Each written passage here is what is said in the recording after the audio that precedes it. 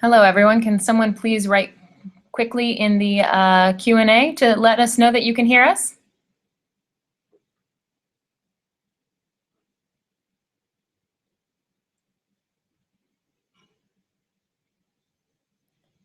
It'll take just a second. Yeah. There's a slight delay.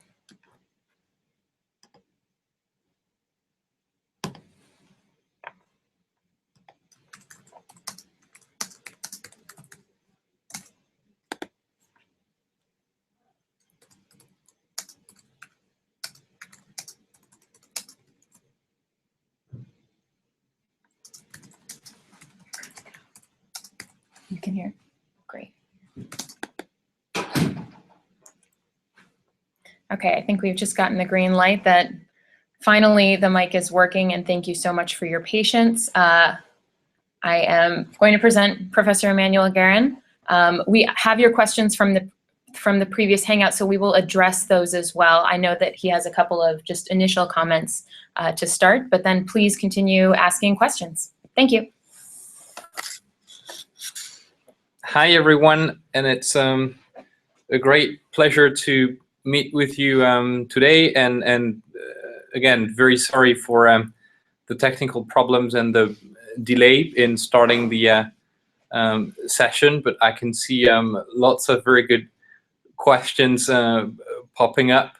So I think it's going to be a great discussion. Let me provide just a few introductory remarks, and that links well with some of the initial questions I see popping up on the screen. I mean, as I'm sure most of you have seen in reading the news this morning, the US and China announced together during a joint statement of the President Obama and Xi Jinping their intended contributions to the deal in Paris at COP21 next year, which is, of course, a very big deal. That, I mean, it shouldn't be underestimated, because it's going to make a big impact,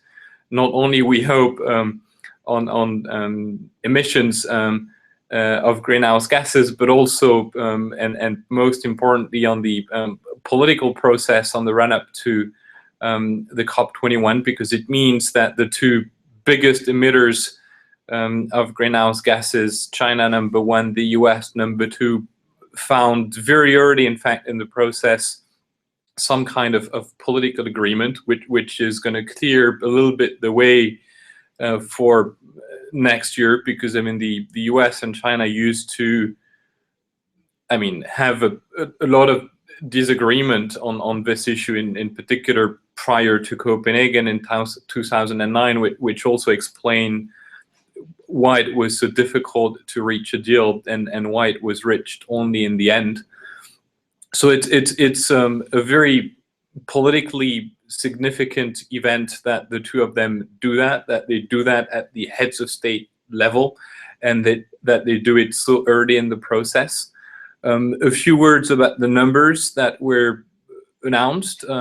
So you've seen it's somewhere in between 26 and 28% of emission reductions in 2025 compared to 2005 for the US, as opposed to the previous target that was minus 17% in 2020 compared to 2005 level. So it's a big step forward, in the sense that it is a doubling of the yearly rate of emission reductions in the next 5 years compared to what was already underway. And it's in the high end of the range of what was being discussed in Washington in the last few days.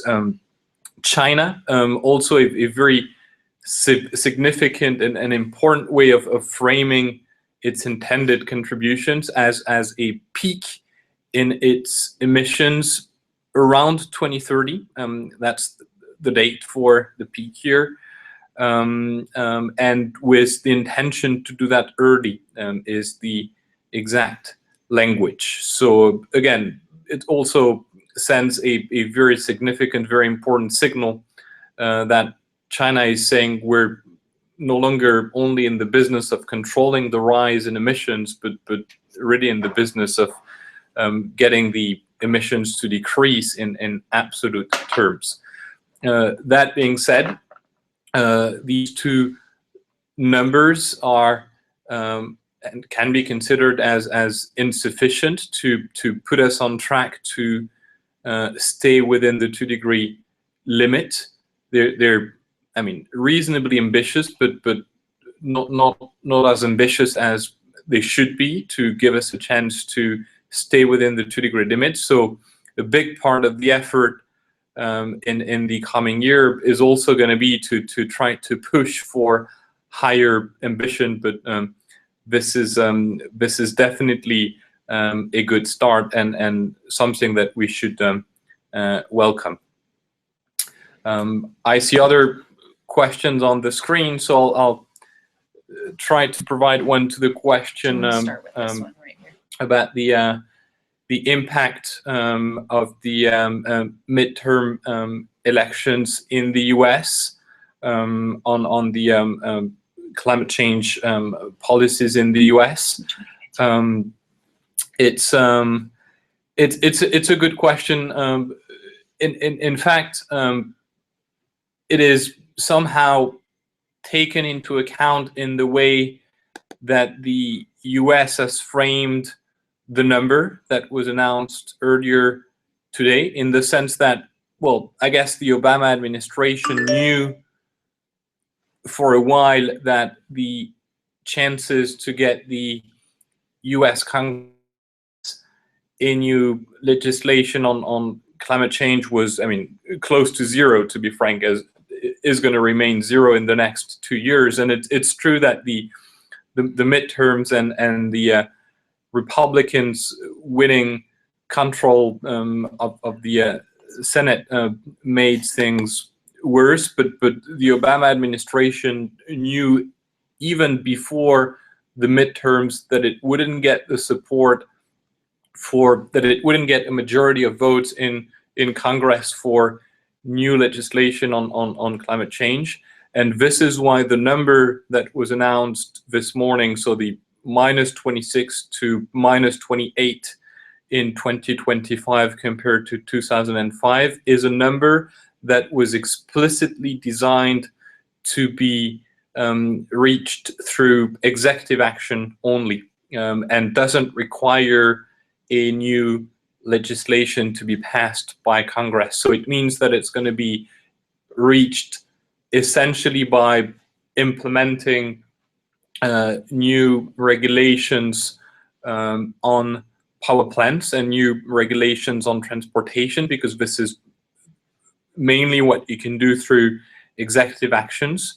But so yes, in a way, the predictable result of the midterms was taken into account by the Obama administration preparing the statement with China, even if, of course, it's going to be a very tough fight for the US to implement a good strategy to reach the number that was announced just earlier today.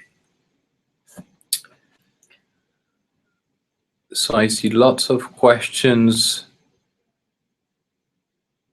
on the US and China. All right, so a question I see on how the CCSN intends to cooperate with, so the question here is about the Citizens Climate Lobby and their pathways to Paris project.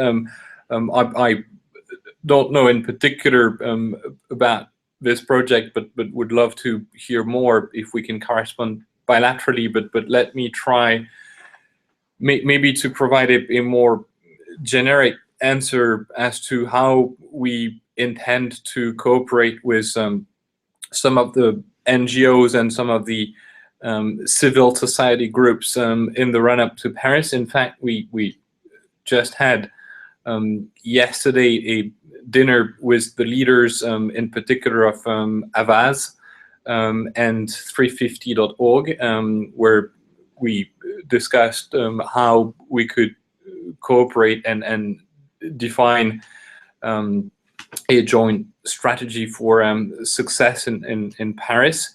And there are, of course, big things that are being prepared by the NGOs, discussions around what will be the best timing for a next climate march to make sure that it has an impact on the political process, and that it helps build the pressure that politicians and bureaucrats need to deliver a good results. So different dates being mentioned, either in September, October, or in Paris in December. But what is sure is that there will be another big rallying moment for the crowd to convey the message that it is extremely important to reach a climate change agreement in Paris, and not just to reach a deal, but to reach a good deal, and one that meets the requirements of science.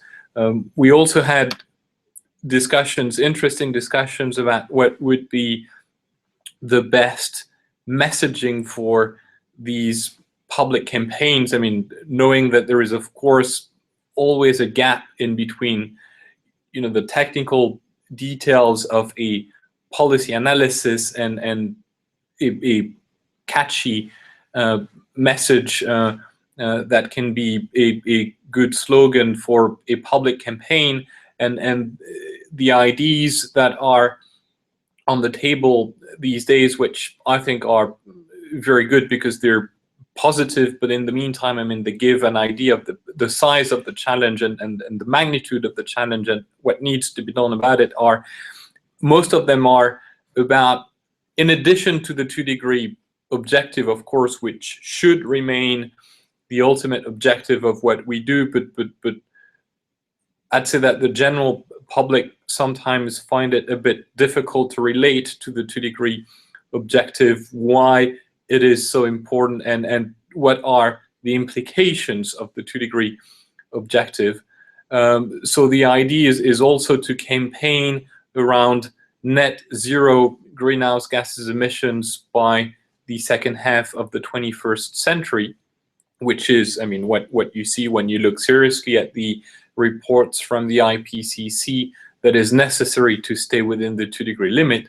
Also discussions about campaigning around clean, 100% clean energy, again by 2050 or the second half of the century, or the complete phasing out of fossil fuels, at least fossil fuels without CCS. So all of these are the campaigning messages that are being discussed, with an attempt to align the messages by the different groups and make sure that the NGOs can also play an important role in setting the expectations for Paris and providing the journalists and the broader public with a sense of, well, how to read the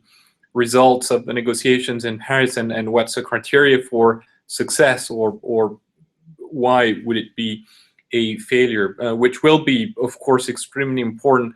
There are lessons to be learned from Copenhagen, where we also had a divided civil society movement, in particular in between green NGOs and development NGOs, and some of the groups from different parts of the globe.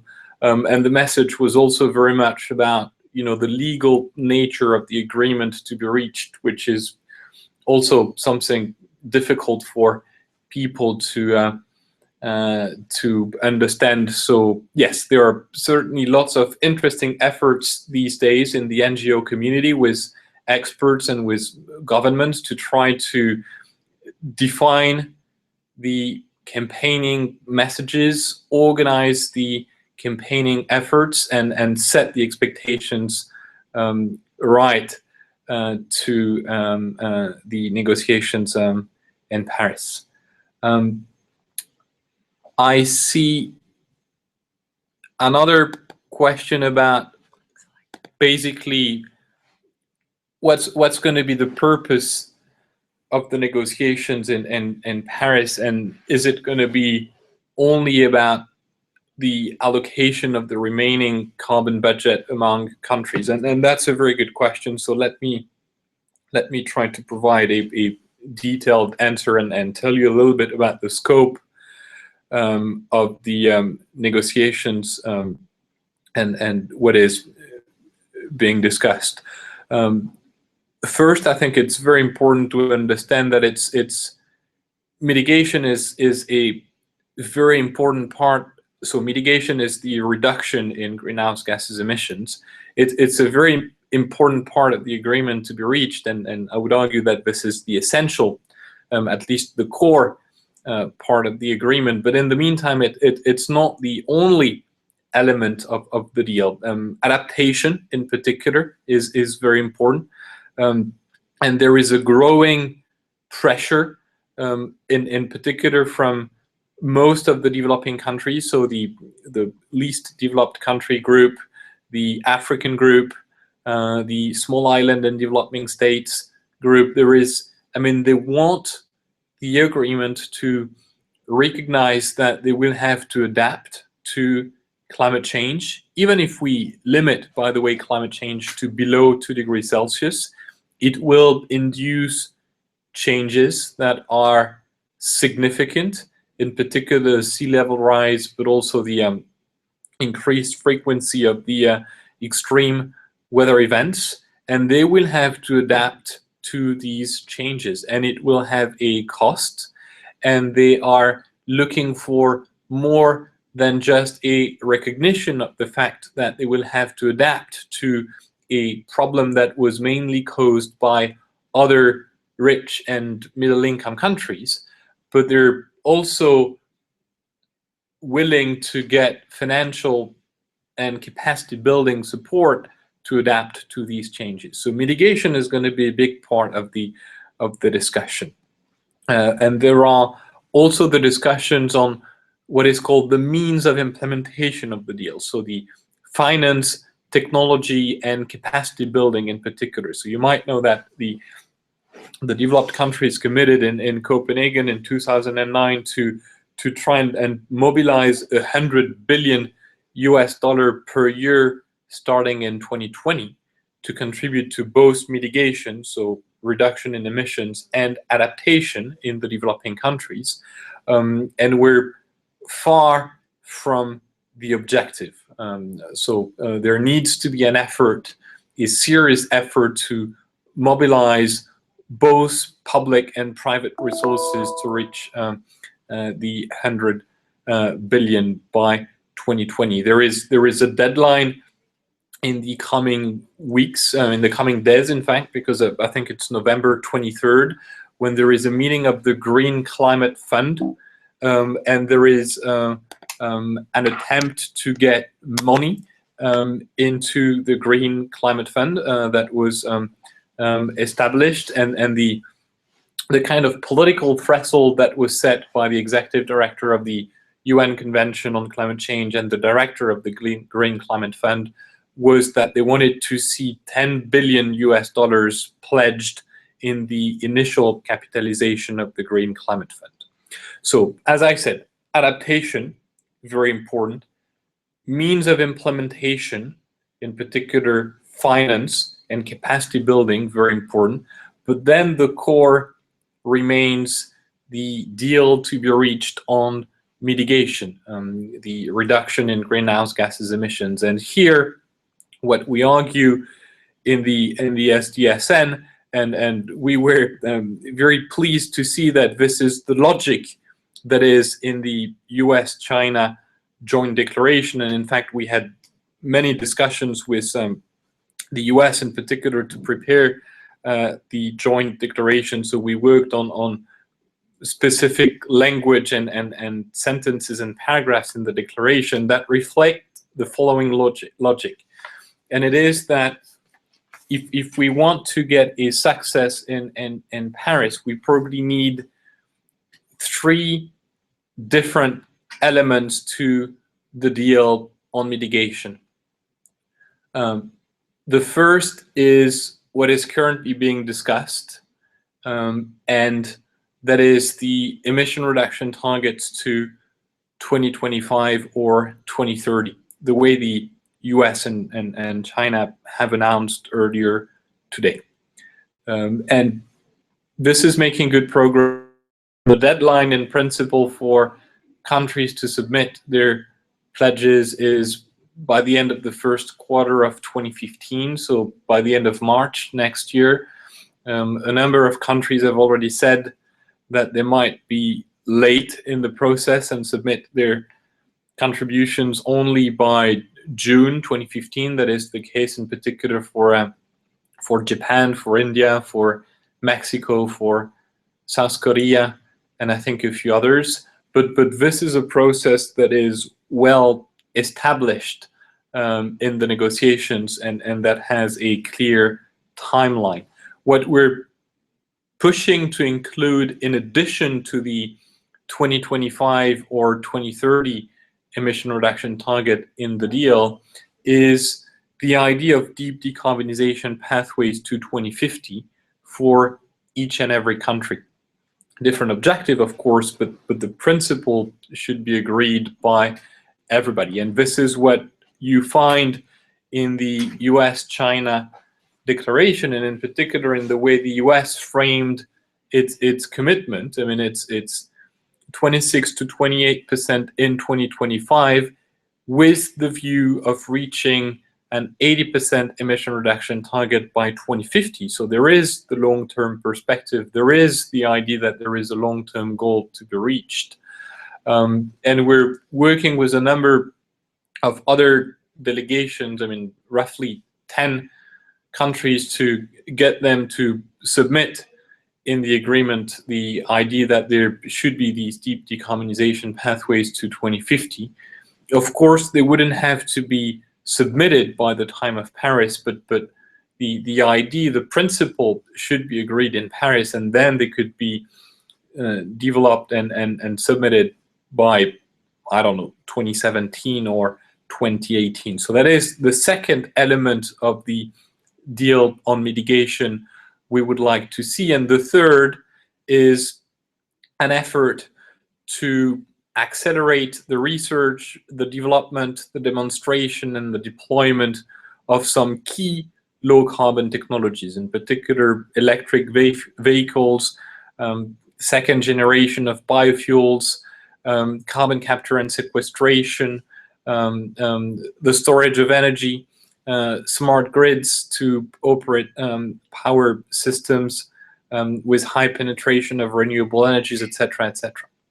And the idea that we're pushing here is that what we should be doing is building public-private partnerships where some form of public intervention, so it can be financial support or it can be regulatory support. I mean, there are many different ways of doing it, but should help the business to go further than what they are already planning to do, and should help to accelerate the development of these technologies and make sure that they can be deployed timely when we need them. So this is an effort we're doing with a number of partners, in particular the International Energy Agency, the IEA, the World Business Council on Sustainable Development, and the World Economic Forum. We're planning for a session in Davos next January, where we hope we can gather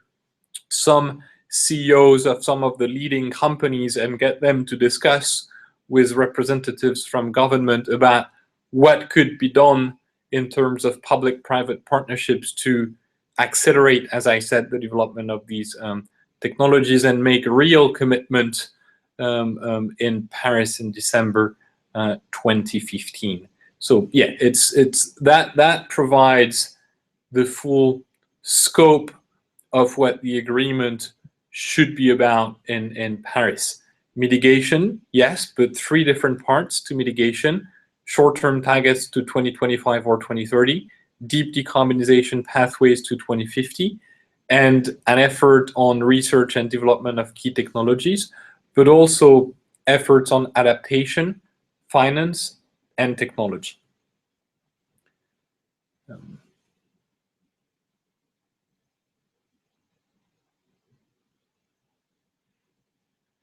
Lots of China and US. Yeah, I can see a lot of interest on the US-China announcement, which I already commented. So yeah, maybe a more generic question now on the biggest barriers to meeting the 2-degree target. I mean, whether it is mainly a political issue or a financial issue or a technical issue, I guess, which is a very good question that links to the different sessions of the MOOC. So what I hope we convey as a very strong message in the MOOC is that this is absolutely for sure that it is technically feasible to stay within the 2-degree limit.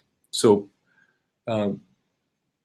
we are going to need some technologies that might not be completely available today because they're still under development or because they're still too costly. But we know these technologies. They all have been proven at the pilot scale, even if now the effort should be to ramp up the investments and scale up the deployment of these technologies. But there is every indication that we know, and we know well technically, how to achieve deep decarbonization, how to stay within the 2-degree limit. That's one. There is also every indication that it makes perfect economic sense to achieve deep decarbonization and stay within the 2-degree limit. I mean, that was already a few years ago the outcome, the result of the Stern review on the economics of climate change that said that the cost of inaction, so of not doing anything to reduce greenhouse gases emissions, but having to adapt to its consequences. So the cost of inactions are higher than the cost of action. So the cost of investing in low carbon technologies and changing the way we produce, we transform, and we use energy to reduce greenhouse gases emissions. And it's also in different ways, but same message, the main conclusion of another report that was published this September, the new climate economy report, which again said that there was no choice to be made in between economic growth and development and reducing greenhouse gases emissions, but that in fact the two agendas could be achieved together through smart policies. So we know that we have the technologies we need. We know that it makes good economic sense, but it is true that it remains very difficult to engage in the transition to a low carbon economy. And of course, the politics of it are very difficult. And there might be two different aspects to the politics of climate change and climate change mitigation.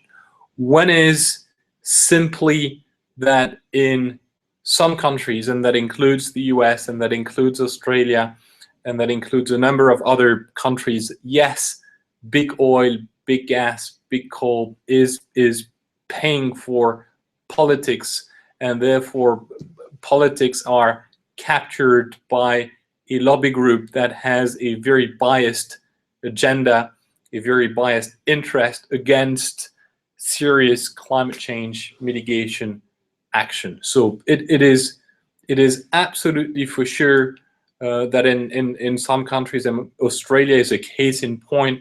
I mean, you've got Murdoch literally owning the press in Australia, some of the press in Australia that is obviously climate skeptics, climate denial, and that explains a lot of the politics in Australia.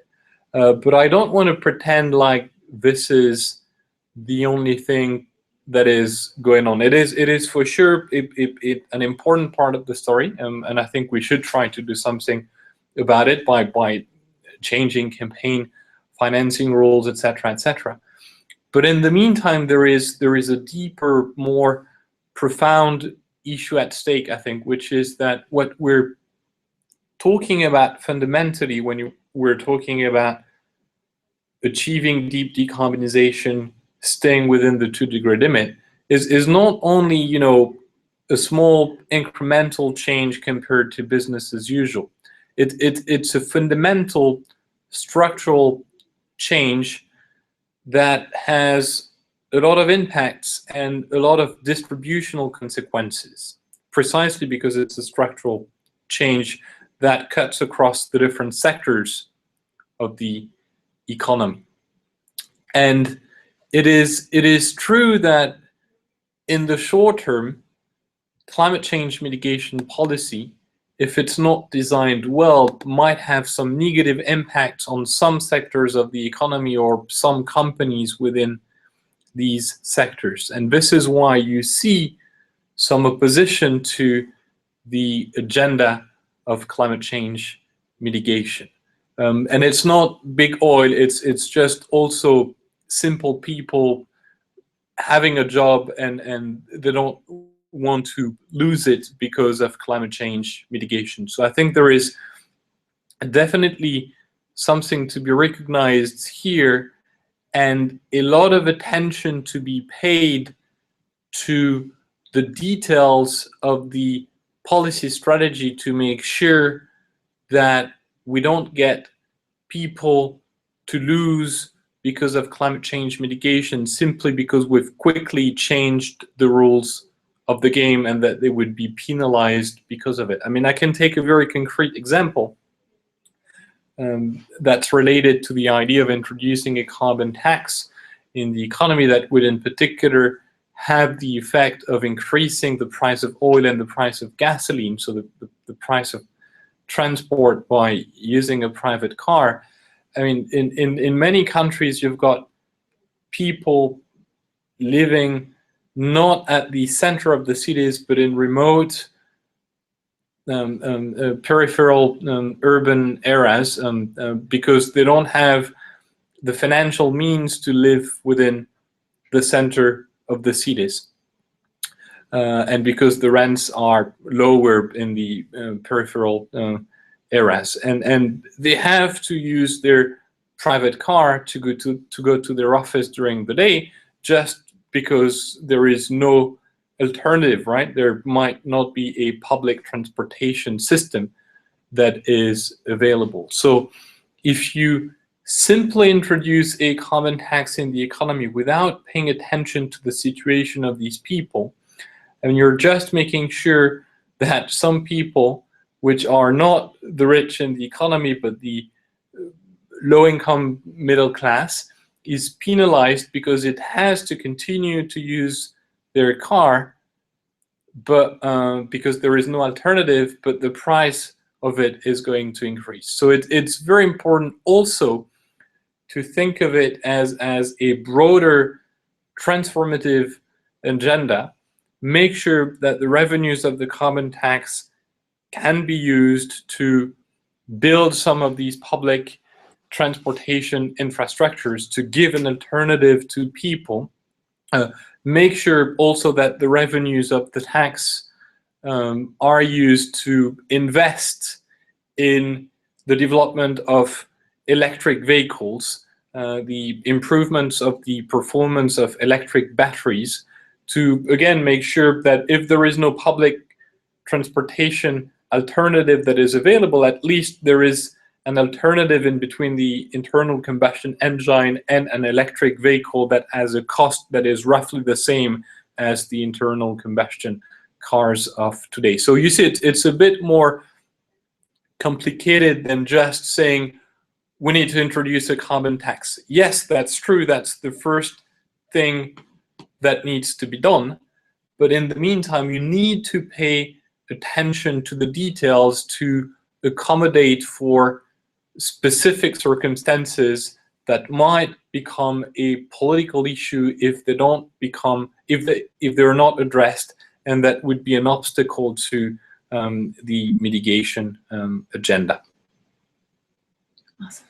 I'm going to do one more question. Or done? I'm going to try to do one more question before we close, and thank you very much for sending so many interesting questions, and really sorry I don't have the time to respond to all of them, but let me try to. So the question is specifically about the insurance industry, but let me try to provide a more general response to what we're currently doing to engage with the financial sector on the run-up to Paris, and more generally how we are trying to associate but also put pressure.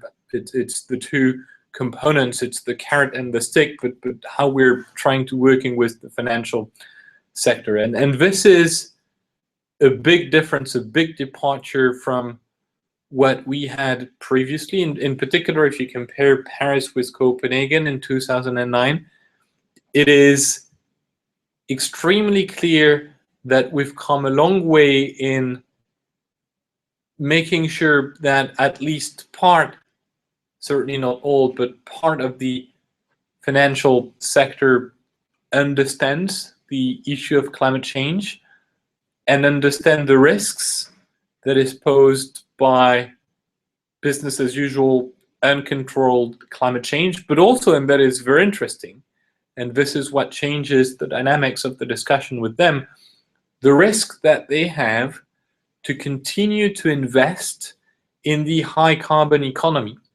and in particular in the fossil fuels industry, if there is a chance, and there is one. The only question is the level, but there is going to be a price on carbon. I mean, you see that it is spreading all across the globe. Many countries are doing it. They're doing it in different ways. It can be through a carbon tax or an emission trading scheme or regulations, but there is going to be a price on carbon, and it is going to increase. And therefore, it puts a risks on the investors in the high carbon economy, right? Because it might mean that some of the assets they value on the back of the carbon content of these assets might in fact have to be stranded and not be used at all, or at least not have the value that the financial markets today think they have. So there is in particular a very good organization that is called the Carbon Tracker Initiative. I recommend that you go and look at their website, and they are engaging with the financial industry, also very interestingly with the credit rating agencies, so Moody's and Fitch and the others, trying to include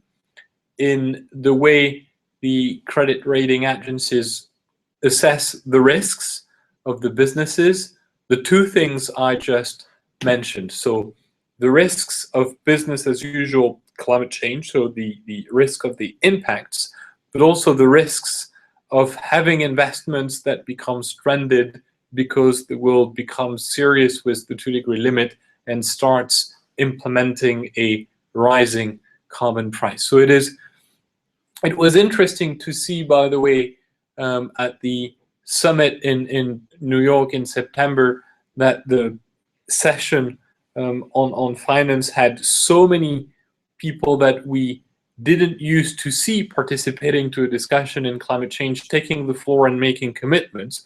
In particular, the CEO of Bank of America, the CEO of Crédit Agricole, the CEO of the Swedish pension fund, etc. So there is a lot of energy. We still need, in my view, to provide a framework to catalyze this energy, because it was a bit difficult to make sense of some of the announcements that were made, because people were really talking about apples and oranges. And it is, you know, very good to focus on the good things that we do and the investments we make on renewable energy. But in the meantime, you should focus on the investments we made on fossil fuels, and they're still huge, and we're not winning the fight so far. I mean, because the bulk of the investments are still disproportionately on fossil fuels. So it's interesting that there is movement in the industry, but we certainly need to go much further than what we have already achieved so far. But I'm optimistic on that note, and I'll conclude here that we can get a pretty good deal in Paris on finance that would have two components. I mean, one would be how you generate resources from governments, so ODA type of funding, and the other part of the agenda would be how you mobilize, reorient the private investment flows, in particular through a series of regulations in the financial sector we're currently discussing. So as I said, I'll stop on this positive note. Thank you very, very much to all of you for participating to this discussion. Great questions. Really looking forward to the next sessions. We have a number of sessions that are being planned. I greatly enjoyed this one, and I'm really looking forward to the next. And thank you very much to Megan, as always, for organizing this. Thank you very much. Hi, everyone. Thanks again for your great questions. We will be posting this video, the archive of this video, with all of the questions on the right in the courseware tab under this week's lectures. It will also be available in the Google Hangout tab in the course portal. So if you missed the beginning or you were unable to watch all the way to the end, it will be there for your viewing. Thanks again. We look forward to having you again next time.